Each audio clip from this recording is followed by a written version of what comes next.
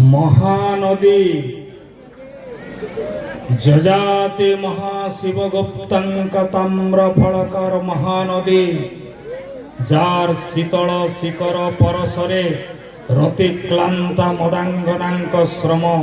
अपनादित हुए। Mahanadi Swarnapur राजवंशानुचरिताम्र Mahanadi jar phenyl फक्रील लहरी कला कला पथर देहरे मथा पिटे। महानदी रूप प्रेम और प्रणयर कवि मायाधर मानसिंहांकर महानदी जी अतीत उत्कलर जस कीर्ति एवं गौरवर गाथा बुणी बुणी जाए से महानदीर दक्षिण पारुषरे अवस्थित दह्या पीएम श्री उच्च विद्यालय रे आयोजित आजिर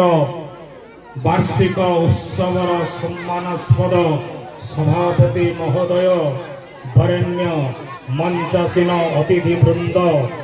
एवं सम्मुखरे उपस्थित थिबा शिक्षक शिक्षयित्री छात्र छात्री अभिभावक सांबादिक एवं सज्जन मंडली आज लगुची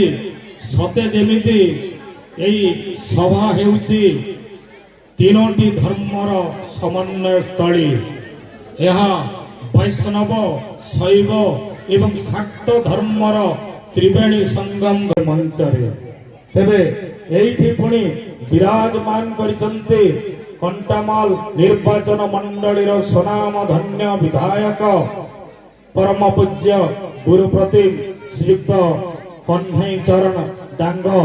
वरेण्य मुख्य अतिथि भावरे मने पड़ुची एई कन्हई जी की कृष्णस्तु भगवान स्वयं स्वयं भगवान श्री कृष्ण एठी विराजमान करिसंती एवं किछि समय पूर्व वक्तव्य प्रदान करी जे आमठो विदाय लेचंती से थिले बौद्ध जिल्लार जिल्लापाल महोदय श्रीयुक्त विभूति भूषण नायक महोदय। विभूति भूषण हेउचंती देवदेव महादेव। तेबे अतिरिक्त जिला शिक्षाधीश श्रीयुक्त चूड़ामणि बारिक महोदय एवं गोष्ठी शिक्षा अधिकारी श्रीयुक्त जुगल किशोर विश्वाल एठी उपस्थान करथिले। जुगल किशोर राधा कृष्णंकर स्वरूप एवं जिला शिक्षाधीश श्री तेमलाल दुबे महोदय मध्य एठी अवस्थान करिसंती। तेबे पिलाटी दिनरु आमे गोटे कथा सुनी आसुछु जे बहुदिया पज बुधिया। पिला दिनरु आमे सुनी आसुछु बहुदिया पज बुधिया एई अपवाद हमकु दिया जायछि किंतु प्रकृति रे देखिबा को गेले ए बहुदिया हेउचंती आग बुधिया। बहुदिया केबे भी पछबुद्धिया हेई परिबो नाही कारण ए बौद्ध माटी हेउची बौद्ध धर्मर एक अनन्य पीठस्थली। भारत वर्षर कौनसी स्थान बौद्ध धर्म नारे नामकरण करा जाय नाही केवल बौद्ध नामकरण करा जायछि एवं एई बौद्ध जिल्ला रे एमिति 6 गोटी बौद्ध विहार अछि 6 गोटी बुद्ध मूर्ति अछि जहा समग्र ओडिसा रे विरल सेइथि पई ए बौद्ध नामर सार्थकता रही आछि। तापरे आपण माने जो महिमा धर्मर कथा कहउचंती से महिमा धर्मर प्रवर्तक हेउचंती महिमा गोसाई जे कि मुकुंद दास प्रथम रे मुकुंद मिश्र थिले एवं परवर्ती समय वैष्णव संज्ञा धारण करी मुकुंद दास हेचंती। तांकर जन्म पीठ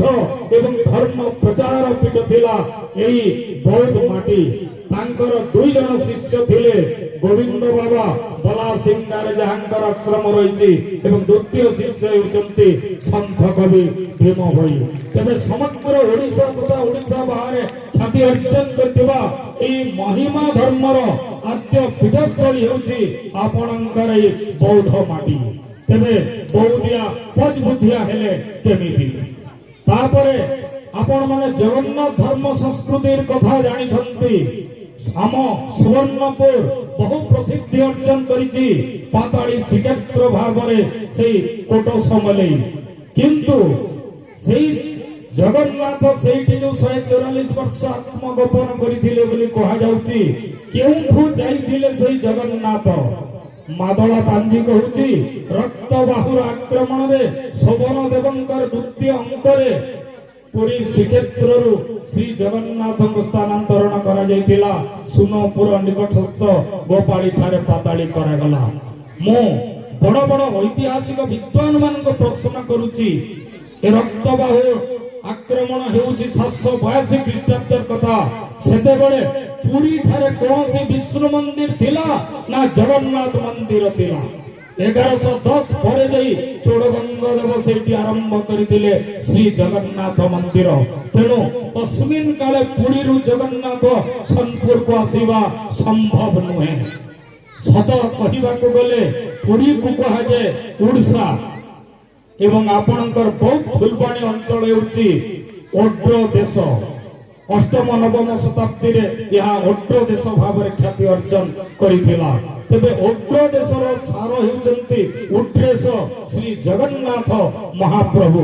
अर्थात सेई जगन्नाथंकर आदिपीठ हेउची आपणकर उड्र देश भाव परिचित एई बहुत फुलबाणी अंचल तेणु पुरी रे पर समले को जगन्नाथ आसीबा कस्मिन काले संभव नहे बरं आपणकर बहुत माटीरो कोट समले को स्थानांतर जगन्नाथम सर्प जिना वरार्चितम सर्प बुद्धमय देवम व्यापिन गगनपमम तेणु जगन्नाथ पीठस्थली आद्य स्थली हेउची आपणकर बौद्ध माटी महिमा धर्मर पीठस्थली हेउची आपणकर बौद्ध माटी तापरे 2-3 दिन तले सरीची बकुड़ा यात्रा आमर बाघपाली से पाताली श्रीक्षेत्र पाखरे अछि बाघपाली सेठी संत चंद्रमणि दास जे कि सुदासार गीतार रचयिता से आश्रम स्थापन करथिले एवं समाधि नेइथिले तबे सेई चंद्रमणि दासंकर जन्मपीठ भी होउची आपणकर ए बौद्ध माटी कारण से नारद गीता एवं श्रीकृष्ण सुधामूर्तरे घोषणा करिसंती से जो भूमसर राष्ट्र से जो 8 गणर निकट जेमादेई पुर शासन मोटे दानुआ ब्राह्मण कांतार पड़िला जे काले पळाई से आसिली सेते बेले बौद्ध राज्य जाको कही से राज्य जनम अटे संत कवि चंद्रमणि दास घोषणा करिसंती ए बौद्ध माटी रे तांकर जन्म होइथिला तापरे हमर चर्चा गीतिका जो अपभ्रंश भाषा रे लिखा जाईची सिद्धाचार्य मानकर से सिद्ध जोगी कान्हपांकर साधना पीठ थिला आपणकर सबडा निकट रे जो कनपा अछि से कान्हपा अपभ्रंश ही ता कनपा नाम धारण करिछि तापरे आपण देखंतु सुवर्णपुर माटी रे कोनोसी पत्थर निर्मित मंदिर आ दृष्टिगोचर हुए नहीं जदिओ बद्रीनाथ एवं कपिलेश्वर मंदिर दृष्टिगोचर हुए ता भग्न एवं पतनमुखी किंतु बौद्ध रे देखंतु अनेक मंदिर अछि पत्थर कारुकार्य एवं भारत वर्षर विरल मंदिर हेउची आपणकर चारि शंभु बोली विवेचित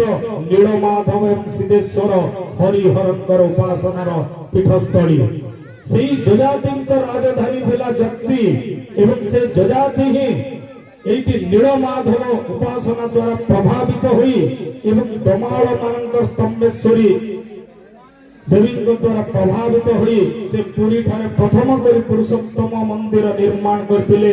एवं राजत्व 11 अंकरे कोड समलेरु श्री जगन्नाथ को उद्धार करी पुरी ठारे प्रतिष्ठा करथिले 894 ख्रीष्टाब्द रे तेणु आपनकर बौद्ध एतिकी महत्वपूर्ण अवदान रहिछि शिक्षा क्षेत्र रे देखंतु सोनपुर बौद्ध एवं बलांगीर आपनकर जोगिंद्र देव हाई स्कूल 1912 मसीह प्रतिष्ठित हला बौद्ध ठारे सोनपुर महाराजा हाई स्कूल हला 1913 रे एवं बिहार हाई स्कूल हला बलांगीर 1914 मसीह रे शिक्षा क्षेत्र रे मध्य आपनकर ए माटी अग्रगण्य तेणु केमिति कहिबा हमें बौद्धिया पज बुद्धिया बोली यह हमको अजथा अपवाद दिया जाउछि। आपण माने आश्चर्य हेबे ए सोनपुर आउ बहुत मध्य निबिड़ संपर्क थिला। आपणकर जो पंचरा अंचल मेहरुणी नदी एवं बाघमारी नदीर मध्यवर्ती अंचल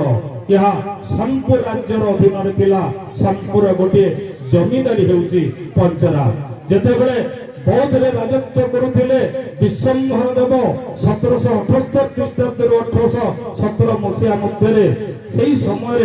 मधुसूदनकर झियो ए बौद्ध राजकुमारी सोनपुर राजा सभा सिंह देव 1780 विवाह करथिले। सेतेबेले यौतुक स्वरूप एही अंचल प्रदान करथिले सोनपुर राजा को बौद्ध राजा। अवश्य परवर्ती समय पीताम्बर भंज एही अंचल को फेरी पाइबा में इंग्रेज सरकार ठारे आवेदन करथिले, किंतु 1855 मसीहा रे यहा आउ मिली पारिला नहीं। सोनपुर राजा हस्तगत हैला। तेणु स्वाधीनता पर्यंत सोनपुर आउ पंचरा मध्य निबिड़ संपर्क रही। आगर भी खिंजली मंडल समय रे यहा बौद्ध अंतर्गत थिला। सोनपुर सेतेबेले तार अधीन रे रहितिला। तबे बौद्ध इतिहास मु प्रणयन करछि। हमर 2012 मसीहा रे ए इतिहास भीतर को गले तो अनेक कथा उपजीव। तेबे आपणकर ए विद्यालय अतिथि सत्कार आपणकर ए पूजा अर्चना एवं श्रृंखला रक्षा देखि मु निश्चित भाव में घोषणा करी। एटा होछि एक आदर्श विद्यालय। एटा आदर्श विद्यालय कारण आदर्श विद्यालय कहा कहा जाए? विद्या अनुरागी आदर्श छात्र थिबे।